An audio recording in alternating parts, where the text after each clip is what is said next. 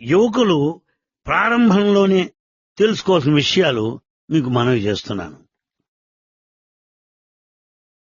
సేవ అంటుంటారు. యువకులంతా ఎక్కడికన్నా కనుక్కోండి. యువకులను సేవ చేస్తున్నాం, మా ఊరంతా ఊడ్చేశాం, ఆ దేవాలయం వెళ్ళ వేసేశాం, ఇంకా చెప్పక్కలే ఎవరిని అడగండి. అది చేస్తున్నాం అంటున్నారు. బాబా గారు చెప్పింది ఏమిటి? సేవ ప్రధానంగా నీ తల్లిదండ్రులకు సేవ చేయమన్నాడు. నీ తల్లిదండ్రులకు సేవ చేసి వారిని సంతోషపెట్టు. కనుక ఇంటికి జ్యేష్ఠాదేవి, ఊరికి లక్ష్మీదేవి అన్నాడు. కానీ బయట లక్ష్మీదేవి, ఇంట్లో జ్యేష్ఠాదేవి. అమ్మా నాన్న పొరపాటును కూడా మంచినీళ్ళు కూడా గొంతులో పోయిడు. కానీ దేశమంతా సేవ చేస్తానంటాడు. అదే కాదు. Charity begins at home. ఇంటితో ప్రారంభమవుతుంది. కానీ యువకులు తల్లిదండ్రులతో సేవ చేయడం ప్రారంభించాలి. ఆ తరువాత సమాజంలో ప్రవేశించాలి. ఆ తరువాత దేశ స్థాయిలో సేవ చేసే ప్రయత్నం చేయాలి.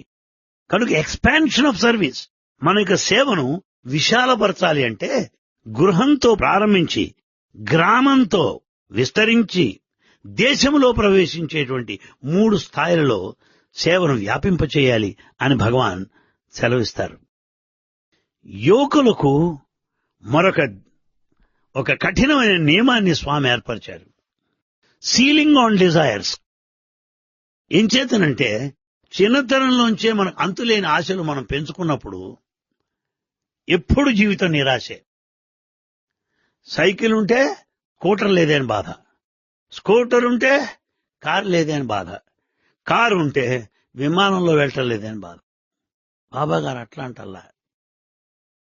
కారు లేదే అని బాధపడకు, కాళ్ళు ఉన్నాయని సంతోషించు. మేడ లేదే అని బాధపడకు, నీడ ఉన్నదని సంతోషించు. అంచేత ఉన్న వాటిలో సంతోషంగా సంతృప్తిగా జీవించాలంటే మన కోరికలు కొంత అదుపు పెట్టడం అవసరం. ఆ కోరికలు అదుపు చేసుకున్నప్పుడే మనం కొంతవరకు సేవ చేయగలుగుతాం. అది మనకు చిన్ననాటి నుంచి అలవాటు పడాలి. విపరీతమైన కోరికలు ఉన్నప్పుడు మనలో ఆ యువశక్తి కొంతవరకు నశిస్తుంది. ఈ కోరికలకు ఆకాశమే హద్దు, దానికి ఎక్కడ ఏది ఉండదు. యావత్ ప్రపంచం నీకు ఇచ్చినా ఆ 14 లోకాల్లో ఒకటే కదా నాకు ఇచ్చిందంటాం మనం. తృప్తి ఉండదు. అందులో సీలింగ్ ఆన్ డిజైర్స్ యువకులకు ఉండవలసినటువంటిది. ఎలాగా? కాలాన్ని సద్వినియోగపరుచుకోవాలి. ఈనాడు చాలా మంది మనం యువకుల్లో గమనిస్తూ ఉంటాం. సమాజంలో ఏదో పనికి మాలినటువంటి మాటలు, ఓ జులై కబుర్లు లేదా పుకార్లు, వీటితో గడుస్తూ ఉంటుంది. కానీ స్వామి సంస్థల్లో చదువుతున్న విద్యార్థులు గాని, సత్యసాయి సంస్థల్లో ఉన్న యువకుల్లో గాని మీకు ఇలాంటిది కనపడదు. కాలేజీ పిల్లలు 4, యూనివర్సిటీ పిల్లలు 4 ఉన్నారు. ఏం మాట్లాడుకుంటున్నారు వినండి. స్వామి ముందు ఏ ప్రోగ్రాం వేస్తే బాగుంటుంది, స్వామిని సంతోషపరిచేది ఎట్లా, స్వామిని ఆనందపరిచే కార్యక్రమం ఏం రూపొందించాలి, అదే కుర్రాళ్ళ యొక్క లక్ష్యం. సత్యసాయి సంస్థల యువ విభాగం యొక్క సంభాషణలు ఎలా ఉంటాయి, మనం ఏ సామాజిక కార్యక్రమాలు మనం చేపట్టాలి, మనకు పెద్దలు ఆదేశించిన కార్యక్రమాలు ఏమిటి, మనకున్న వనరుల ప్రకారం ఏ కార్యక్రమాలు చేపట్టగలం, అవి సంభాషణ తప్ప ఈ లోక సంబంధమైన పుకార్లు ఇలాంటి కబుర్లు కాదు ఉండవలసింది. కాలాన్ని ఎలా సద్వినియోగించుకోవాలో మనకు తెలుసు. రెండవది ఆహారం. ఆహారం విషయంలో కూడా మనకు కొంత పరిమిత నియమం ఉండాలి. మితాహారం ఉండాలి, హితాహారం ఉండాలి. తినేది హితంగా ఉండాలి, శుచిగా ఉండాలి, రుచిగా ఉండాలి. ఈ శుచి రుచి కలిగిన ఆహారం మితంగా ఉండాలి, హితంగా ఉండాలి. అని చెప్పి అంతా ఓవర్లోడింగ్ గా ఉండకూడదు. ఎందువల్ల యువకులు మంచి ఉత్సాహంగా పనిచేయగలగాలి అంటే ఈ పీక దాకా తిన్నట్టయితే వాడు లేవలేడు, అలా కూర్చుంటాడంతే, కదలలేడు. అందుకే స్వామి అంటారే, పనికి పరార్ తిండికి తయారు. తిండి తయారవుతాడు, పనికి పరారు, వాడు పనికిరాడు. శరీర భారంగా ఉంటే ఎట్లా? అందుకే స్వామి కొంతమందిని చూసి నువ్వు కొద్దిగా ఎక్సర్సైజ్ చేస్తే మంచిది అంటుంటారు ఆయన. ఎంతో శరీరం కంటకమని. అంటే భోజనానికి కూర్చునేటప్పుడు ఎంత తేలిగ్గా కూర్చుంటాడో భోజనానంతరం కూడా అంతే తేలిగ్గా లేవగలగాలి, కానీ ఇద్దరు పట్టుకొని లేపే స్థితిలో ఉండకూడదు. సరే, అందులో ఆహార విషయంలోనే ఏమో ఉండాలి. అయితే ఈ ఆహారం అనేది కేవలం తినేదే కాదు, వినే విషయాలు చెవికి ఆహారం, చూచే దృశ్యాలు కంటికి ఆహారం. మాట్లాడే మాట నాలుకకు ఒక ఆహారం, చింతన ఆలోచనలు మనసుకు ఆహారం. వీటన్నిటి కూడా కొంత నియమబద్ధంగా, కొంత సాత్వికంగా, మన ఉత్సాహంగా, ఆ యువ రక్తాన్ని ఉత్సాహభరితంగా ప్రవహింపజేసినట్టయితే ఎలాంటి కార్యక్రమాలైనా మనం జరపగలం. అందువల్లే దానిపైన పరిమితి అవసరం స్వామి చెప్తుంటారు. ఈనాడు మనకు నీటి ఎద్దడి బాగా దేశమంతా ఉంటున్నది. ప్రపంచ సమస్య కూడా. ఆఫ్రికా వంటి దేశాల్లో చూస్తే పాపం ఆ కడవల నుండి వాళ్ళు నీటిని మోసుకొస్తూ ఉంటే ఎంత హృదయ విదారకంగా ఉంటుందో. ఇటీవలే మన సత్యసాయి సంస్థల వారు, ముఖ్యంగా ఈ రేడియో సాయి ఆధ్వర్యంలో మన ప్రొఫెసర్ జి వెంకటరామన్ గారి యొక్క పర్యవేక్షణలో వాళ్ళు తీసిన డాక్యుమెంటరీ చిత్రం చూశాను నేను. ఈ సత్యసాయి మంచినీటి పథకాన్ని ప్రవేశింపచేయక పూర్వము అనంతపురం జిల్లాలో వాళ్ళు పడిన బాధలు, అలాగే చెన్నై మద్రాసులో వాళ్ళు పడుతున్న బాధలు ఆ చిత్రంలో డాక్యుమెంటరీలో చూపించారు నాకు. ఇంత దయ ఉన్నవాడైనా, ఇసుమంత ప్రేమ కలిగిన వాడు, జాలి కలిగిన వాడు కంటి నీరు కార్చక తప్పదు.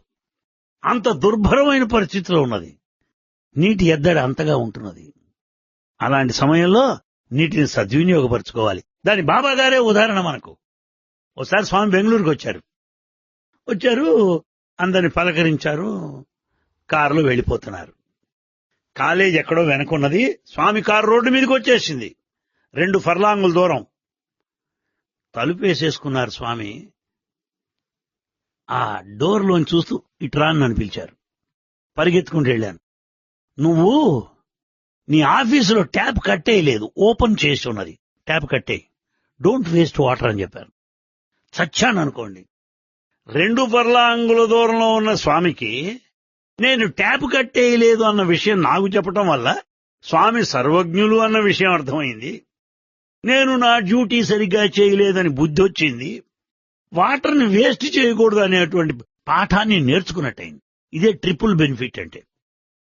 అందువల్ల స్వామి ఎప్పుడు కూడా వాటర్ని వేస్ట్ చేయడం, వృధా చేయడం వారు ఇష్టపడరు. ఇంకా ధనం విషయంలో కూడా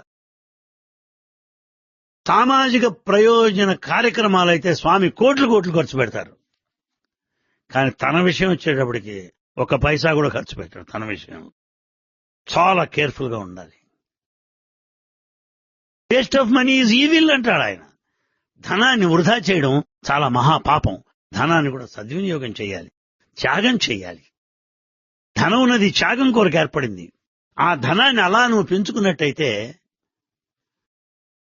భోగం అనుభవించాలి, లేదా నాశనం అయిపోతుంది, లేదా రోగం డాక్టర్ల పాలవుతుంది, లేదా ప్రభుత్వము ట్యాక్స్ రూపంలో గుంజేస్తారు. కనుక ధనాన్ని సద్వినియోగం చేసే త్యాగం కొరకు ధనం ఏర్పడింది, కానీ అది కేవలం దుర్వినియోగం కొరకు కాదు. ఇంకా శక్తి, ఎనర్జీ, దీన్ని కూడా యువకులైనటువంటి వాళ్ళు చక్కని సన్మార్గంలో ప్రవేశింపచేయాలి. రామబంటులైనటువంటి వానరమూర్తులు ఆ సేతు బంధనం చేశారు. ఆ రోజుల్లో త్రేతాయుగంలో ఆ సేతువును నిర్మింపజేశారు. దాని వలనే వానరసేన లంకలో ప్రవేశింపజేయగలిగారు. యువకులు చూసుకోండి, ఏ దేశ చరిత్ర చూసుకోండి, ప్రతి చరిత్ర దేశ చరిత్రని మార్చింది యువకులు. సత్యసాయి మహోద్యమంలో పాల్గొనేటువంటి వారు యువకులు. స్వామి చెప్పారు, ఈ యువతే నా ప్రాణం అన్నారు. You are my life. నేను ప్రాణం కంటే మిమ్మల్ని ఎక్కువ ప్రేమిస్తున్నానన్నారు. నా సమయంలో 75 వంతులు మీ కొరకు వెచ్చిస్తున్నానన్నారు. నా ఆశలు, నా కలలు అంతా యువకులే అంటున్నాడు స్వామి.